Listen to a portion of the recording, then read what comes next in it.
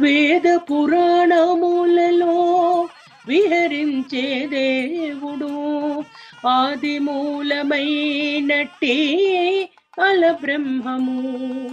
శ్రీదేవి పాలిట చెలగే నిధానము, సేద తీరి యశోదకు శిశువాయే నీదిగో పరమ పురుషుడు. గోపాల బాలుడైనాడు మురహరుడు, ఎదుట ముద్దుగారేనిదిగో పరమ పురుషుడు. దేవతలగా చుటకు దిక్కైన విష్ణుడు, భావములు ఒక్క రూపైన భావతత్వము. శ్రీ వెంకటాద్రి మీద